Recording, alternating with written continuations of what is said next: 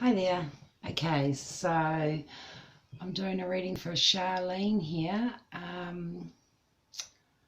and making a connection to your brother Corey. Um, I get such a busy feeling as soon as I connect with him, like a fidgety feeling almost, like I feel like he was just busy, busy, busy all the time. Um, and you've got a lovely picture here of him with his son and everything, and I feel like he walks with his son through life is what I get. I kept having him showing me the sun and that, and I think it's memories and that, but I'm looking at trucks and that round, like it's like wanted him to have trucks and that to play with. So I don't quite know what that reference is, but wanted him to have trucks to play with and everything. It feels like quite a sudden crossing. Like what I had was I kept having this like a flash of light and then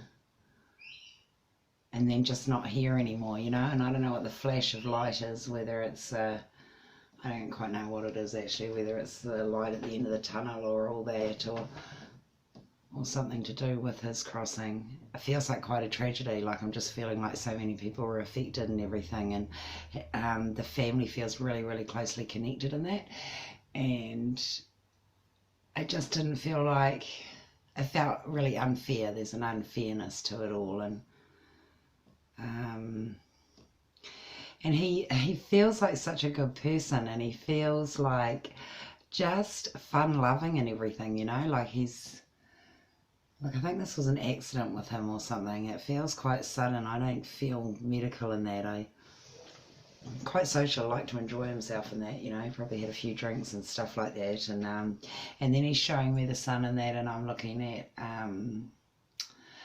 at some fishing and that as well. And then he said, oh, you'd need it. Oh, he needs to get some new shoes or something for some sports that he's wanting to play at the moment. So it's like needing some new shoes. Yeah. I don't know. I just feel like there was so much anger to be processed through the whole thing, and such an unfairness with the whole thing. And um,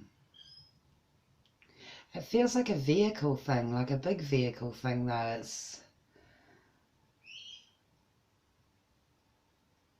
And he's talking about how there were lots of people that came and saw him and that. So I think they're talking about where his resting place is, or the funeral or something. But no, not the funeral, but something to do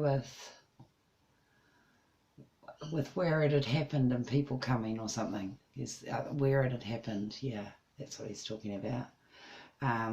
He's showing me a song getting played at his funeral, or some music and that he really connected with really well, and it was the right one to choose or something. And then I've got the name Ron or Rod or something as well.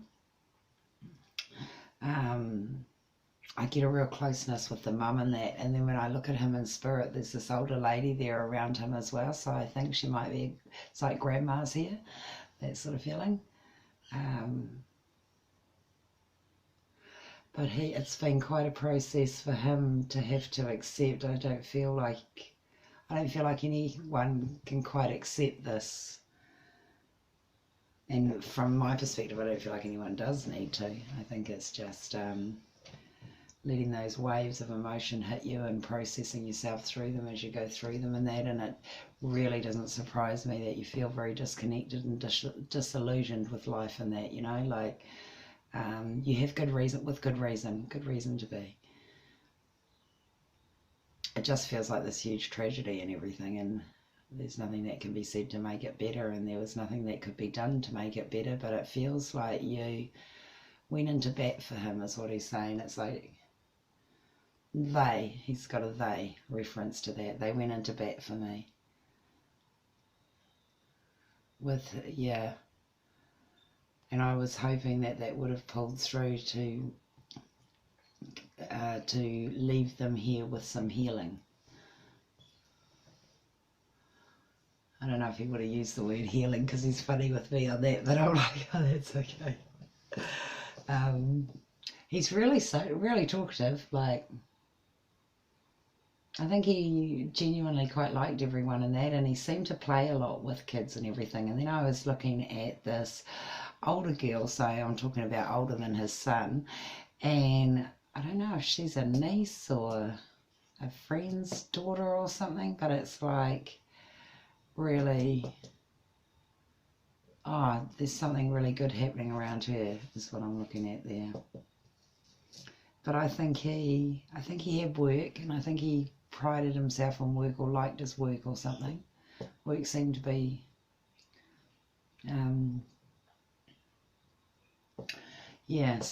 something that he loved to do. There's that feeling. Yeah, well, there's so many people he would want to talk to if he was still here. Like, there would just be so many. Didn't get a chance for the goodbyes, he's saying. Wasn't any time for that. But I've been to see a few people since, haven't really haunted them or anything, but I've popped in to say hi, and then he laughs. He's got a good sense of humour. Yeah, well, I feel like my head's full of information from him, but he sends everyone his love, and will continue to show signs that he's around and that, and it feels like he has a peace of mind about his son being able to, like, he feels very well remembered and feels like he will always get well remembered, and the son can know him that way. Yeah, sorry for your loss, Sharleen. It's a bit of a lot of emotion around that one.